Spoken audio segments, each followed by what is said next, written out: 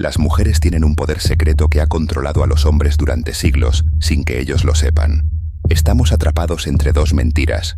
O las mujeres son seres puros y moralmente superiores, o son manipuladoras que deben ser controladas. Pero Friedrich Nietzsche, el filósofo más provocativo de la historia, se atrevió a romper este silencio hace más de un siglo. Lo que descubrió es tan impactante hoy como lo fue entonces. Las mujeres no son ni santas ni demonios. Son estrategas brillantes que desarrollaron un poder silencioso, pero devastadoramente efectivo. Un poder que la mayoría de los hombres ni siquiera percibe, pero que ha moldeado toda la historia de las relaciones humanas. En este video, te mostraré la cruda verdad que Nietzsche descubrió y que puede transformar completamente tu forma de entender las relaciones, el amor y el poder entre hombres y mujeres. Friedrich Nietzsche, uno de los filósofos más radicales de la historia, nunca tuvo miedo de decir verdades incómodas. No odiaba a las mujeres, ni las idealizaba. Hizo algo mucho más peligroso. Las vio tal como son. Mientras otros pensadores las ponían en un pedestal o las despreciaban, Nietzsche arrancó las máscaras y expuso lo que nadie quería admitir. Este video no es un discurso de odio ni una alabanza a los hombres. Es un golpe directo a las mentiras que hemos aceptado durante siglos sobre el poder, el amor y la naturaleza femenina. Cuando entiendas cómo Nietzsche veía realmente a las mujeres, jamás volverás a mirar tus relaciones de la misma forma. En la cabeza de Nietzsche, los hombres no aman de verdad a las mujeres. Aman la idea que se hacen de ellas, una fantasía que construyen para sentirse seguros, inspirados, incluso superiores. A eso él le llamaba idealización romántica. Una mentira peligrosa. Esa mentira afirma que las mujeres son siempre dulces, puras, frágiles y moralmente más elevadas. Pero para él, eso no era admiración, era autoengaño. La mujer ideal, según Nietzsche, no es una persona real, sino un personaje inventado por hombres que no saben cómo lidiar con la complejidad del espíritu femenino. En lugar de enfrentarse a esa complejidad, los hombres transformaron a las mujeres en símbolos de la virtud, de la belleza, de la salvación emocional. Y al hacer eso, les robaron su autonomía, convirtiéndolas en personajes secundarios dentro de sus propios dramas emocionales.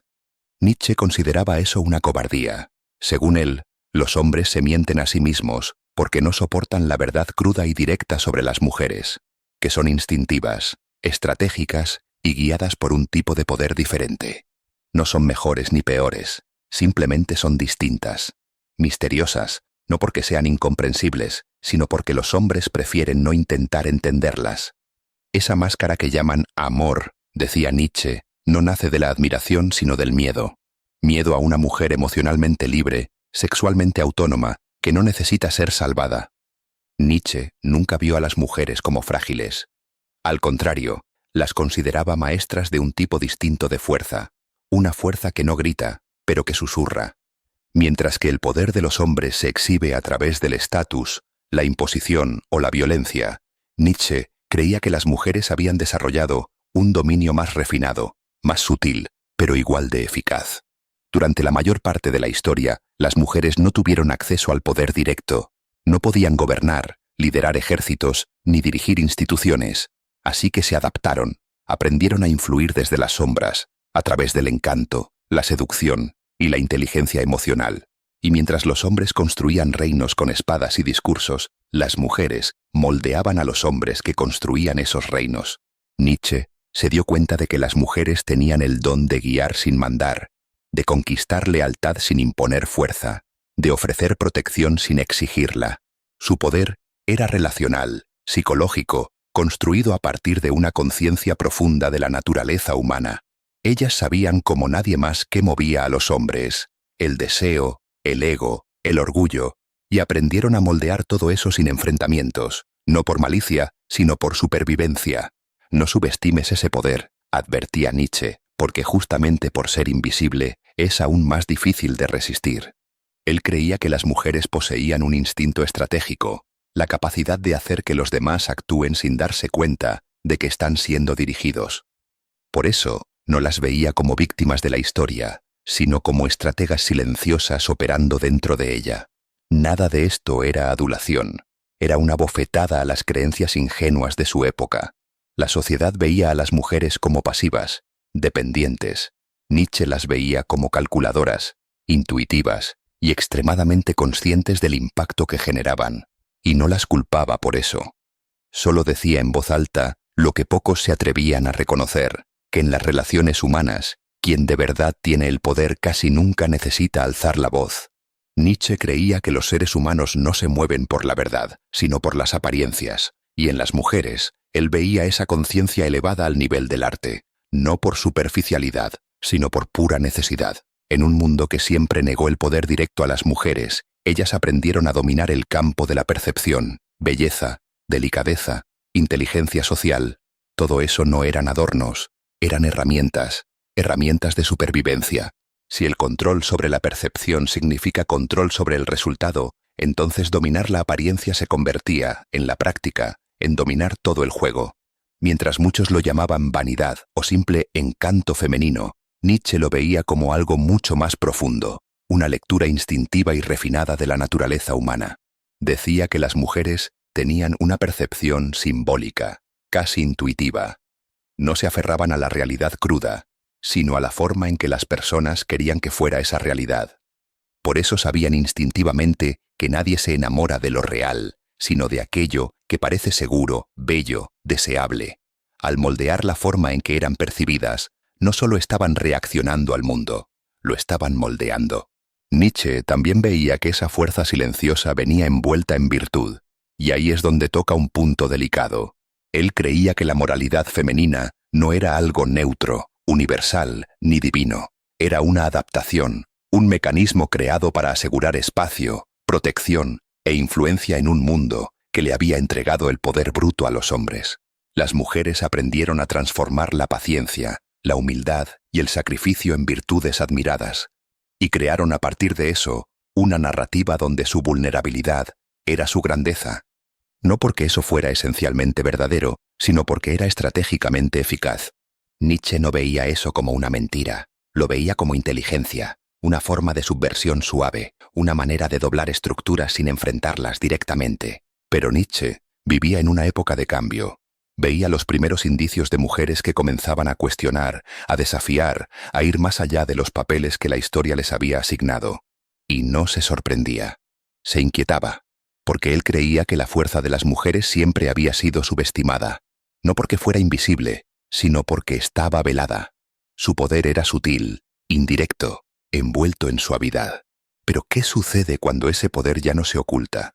¿Qué pasa cuando las mujeres ya no necesitan a los hombres para protegerse, validarse o definirse?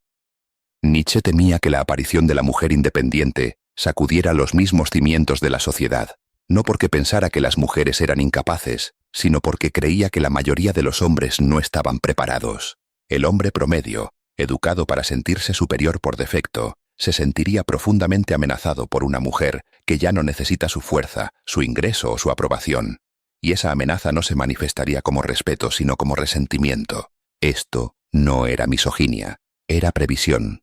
Nietzsche sabía que una mujer liberada de la dependencia se convierte en una fuerza de la naturaleza. Ya no está confinada a la manipulación emocional ni a una superioridad moral. Se vuelve directa, asertiva, sin disculpas. Se vuelve alguien que se define a sí misma. Y ese tipo de mujer, Nietzsche creía, aterrorizaba a un mundo construido sobre ilusiones reconfortantes. Él no escribía esto para celebrar ni para condenar. Lo escribía como una advertencia. El futuro no se moldearía con equilibrio, sino con disrupción. Nietzsche creía que la mayoría de las relaciones entre hombres y mujeres estaban construidas sobre ilusiones mutuas, cada uno proyectando fantasías, cada uno escondiendo debilidades, cada uno tratando de ganar un juego sin siquiera admitir que estaba jugando. Pero, ¿qué pasa cuando ambos dejan caer las máscaras? ¿Qué ocurre cuando el hombre ya no idealiza y la mujer ya no manipula? Cuando ninguno de los dos busca controlar mediante el encanto o el dominio, sino que se encuentran con plena conciencia de quiénes son y qué representan. Esa posibilidad, decía Nietzsche, era rara pero no imposible. Exigía la muerte del sentimentalismo, el rechazo de los roles heredados y la valentía de enfrentarse el uno al otro, no como salvadores ni enemigos, sino como iguales en poder, iguales en oscuridad e iguales en potencial. Para llegar a ese punto, es necesario soltar el resentimiento. El hombre debe dejar atrás su amargura hacia la mujer que ya no lo necesita. Y la mujer su rabia hacia el hombre que alguna vez la encerró. Solo entonces puede emerger algo más profundo.